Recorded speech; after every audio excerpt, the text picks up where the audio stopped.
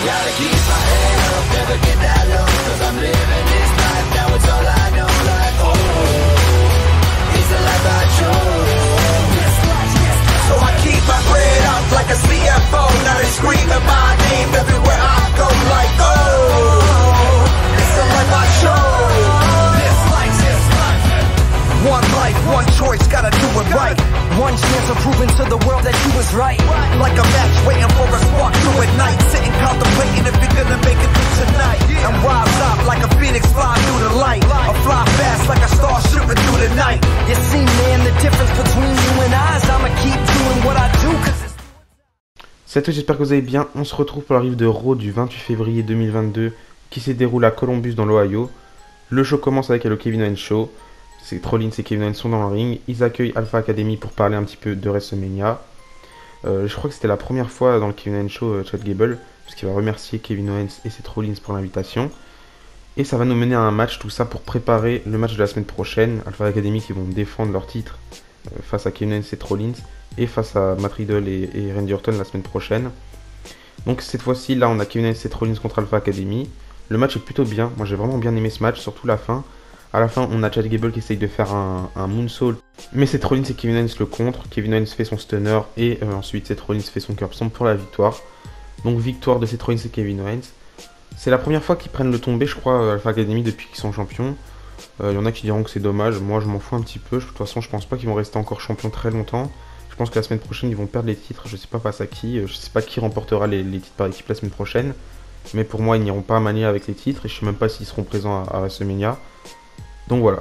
Entre temps, on a un 6-man tag team match qui se lance entre Becky Lynch, Nikki Ash et Doudrop face à Bianca Belair, Rhea Ripley et Liv Morgan. Le match m'intéressait pas tant que ça et franchement, il était pas incroyable. Mais le résultat reste important parce que c'est Bianca Belair qui fera le tomber sur Nikki Cross avec son KOD. Et je trouve ça important que ce soit Bianca Belair qui fasse le tomber parce que au moins elle reste forte un petit peu avant Mania. Et elle n'est pas décrédibilisée. Même si après je vous l'ai déjà dit dans mes précédentes reviews, je trouve ça assez dommage que ce soit pas le main event Becky Lynch et Bianca Belair, parce que pour moi c'était le programme féminin le plus intéressant. Et même il n'y a même pas énormément de matchs féminins cette année dans la carte WrestleMania, même l'année dernière je crois. Enfin bref. Juste après on a un autre match qui se lance, cette fois-ci un match ensemble entre Robert Roode et Tommaso Ciampa. D'ailleurs Tommaso Ciampa ils ont changé son theme song, c'est assez dommage, j'aimais bien son theme song. Mais bon, d'après ce qu'il nous dit sur Instagram, lui ça le dérange pas trop. Et il préfère le message derrière son film song, le message derrière son ancien film song. Enfin bref. Le match était plutôt sympa, mais le seul problème avec Tommaso Ciampa, je trouve, c'est que pour l'instant, dans le main roster, il gagne que par roll-up. Parce que là, cette fois-ci, il va encore gagner par roll-up sur Robert Roode. Et à la fin, il se fait toujours attaquer par Dolph Ziggler. Et là, c'était un petit peu pour un petit peu construire leur match qu'ils ont eu cette nuit à NXT, du coup, match par équipe. Remporté par Tommaso Ciampa et Braun Breaker, il me semble. J'ai pas trop regardé NXT et de toute façon depuis que c'est NXT 2.0 je regarde plus trop, même si à ce qui paraît il se passe des choses plutôt bien actuellement, enfin bref. Donc voilà, Tommaso Ciampa remporte le match avec un roll-up et c'est tout pour Tommaso Ciampa à Raw. Juste après on a eu les Mysterio qui étaient dans le ring pour faire une promo. Ils se feront interrompre par le Miz qui viendra un petit peu vendre le mérite de Logan Paul un petit peu et même un petit peu distraire les Mysterio. Juste avant leur match face à Cedric Alexander et Shelton Benjamin, mais bon, le Miz va rester autour du ring pendant le match. Donc on a le match qui se lance entre Rey Mysterio et Dominic Mysterio contre Cedric Alexander et Shelton Benjamin. Le match était bien, pas trop long, pas trop court, et ça fait plaisir de voir Cedric Alexander et Shelton Benjamin, ils sont pas souvent là, donc ça fait plaisir de les voir, et surtout ils ont gagné dans le match, puisque à la fin, on a le Miz qui distrait un petit peu Dominic, du coup après Rey Mysterio le course, et c'est un petit peu bête de faire ça, puisque après Dominic se fait surprendre par un roll-up. Je crois que c'était Shelton Benjamin qui avait fait le roll-up. Donc victoire de Cedric Alexander et Shelton Benjamin. Je pense pas qu'il y aura plus de victoires pour les deux dans les semaines à venir. Et je pense même pas qu'on va les voir dans les semaines à venir. Mais ça fait quand même plaisir de les revoir. Juste avant le prochain match, on a Matt Riddle et Randy Orton qui sont en backstage. Matt Riddle il a son petit carnet de destin. Il dit qu'il dessine pour rester concentré. Et on voit vraiment qu'entre les deux, ça reste toujours assez humoristique. Il n'y a pas encore de réelle tension entre les deux. Peut-être ça commencera la semaine prochaine, pendant leur match de championnat, je sais pas. Mais pour l'instant, on se dirige pas trop vers un Riddle contre Orton à Mania. Je pense pas. Franchement, je pense pas qu'il y aura ce match-là. Mais juste après, on a notre match qui commence. RK Bro contre les Street Profits. Le match n'est pas très long.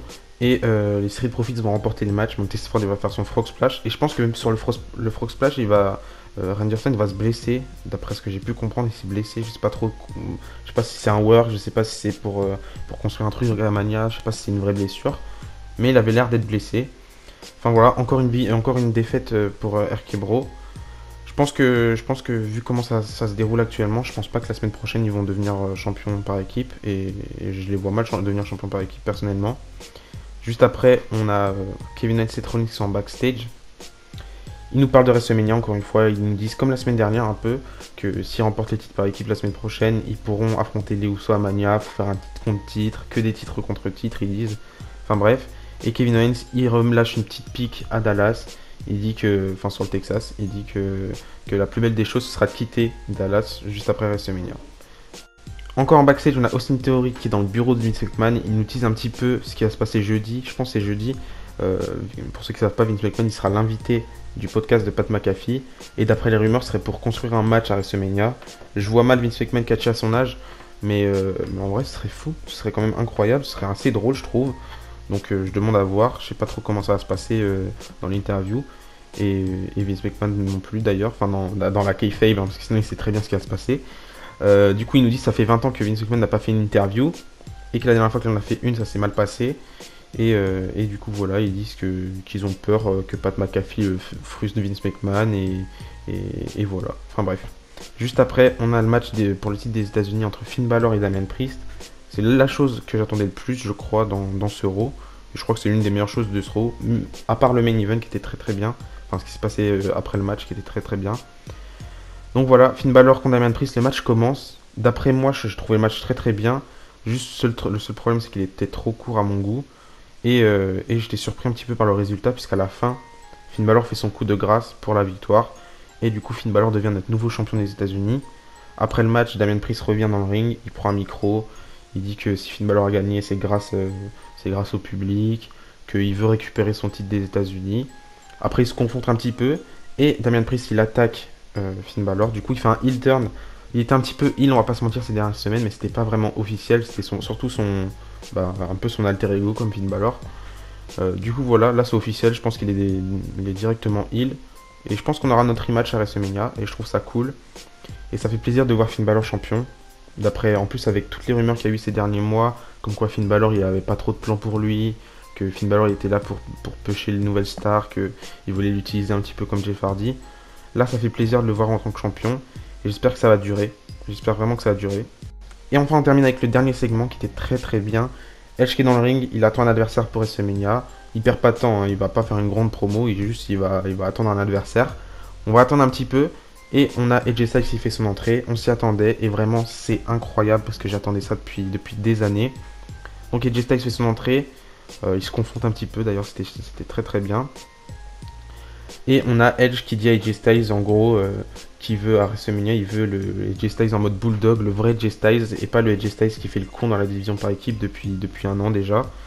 Du coup AJ Styles il se vexe un petit peu. Ça commence à déjà les petites tensions entre les deux. Edge il fait genre de vouloir serrer la main à AJ Styles, mais une fois que AJ Styles essaie de lui serrer la main, il se fait attaquer par Edge, logique. Donc Edge fait un heel turn et je trouve ça bien que ce soit Edge qui fait un heel turn et pas AJ Styles, déjà parce que ça fait presque plus d'un an qu'on a AJ Styles en heel et je préfère AJ Styles en face personnellement, enfin du moins à la WWE, j'ai toujours préféré AJ Styles en face, mis à part dans sa feud avec Cena qui était vraiment très très bien. Mais voilà, du coup il se fait attaquer AJ Styles, mais il se laisse pas faire, il va essayer d'attaquer Edge lui aussi, mais au bout d'un moment AJ Styles va tenter de faire son phénoménal forearm. Edge va le contrer, il va passer juste en dessous, il va lui mettre un low blow, il a l'habitude AJ Styles, on va pas se mentir. Donc voilà, et on finira sur Edge qui termine AJ Styles avec 2 chaises à l'ancienne. Donc voilà, ça fait plaisir, j'aime bien ce qui se passe entre AJ Styles et Edge, ça me rajoute de la hype pour WrestleMania. J'étais pas tellement hype vu le peu de matchs incroyables qu'on a sur la carte actuellement. Mais là avec AJ Styles contre Edge, ça me rajoute beaucoup de hype. Je pense qu'on a encore d'autres matchs qui vont se rajouter. Et il y a vraiment du potentiel pour WrestleMania 38, malgré les points négatifs. Il faut voir les points positifs. Donc voilà. C'est comme ça que se termine ce Raw. Donnez-moi votre avis dans les commentaires. Moi j'ai plutôt bien aimé. Ça fait déjà 2 semaines que Raw c'est très bien. Donc voilà, je suis plutôt content. J'ai hâte de voir ce qui va se passer dans les semaines à venir pour WrestleMania. Et j'espère vraiment que à SmackDown, le niveau il va un petit peu monter parce que ces dernières semaines, SmackDown c'est pas ouf. J'espère vraiment qu'ils vont faire un truc avec Ricochet. En plus, il y a des rumeurs comme quoi Ricochet il est plutôt bien apprécié dans les coulisses. Enfin voilà. Je vous dis à la prochaine et n'oubliez pas, tant qu'il y a du catch à l'espoir. Bisous bisous.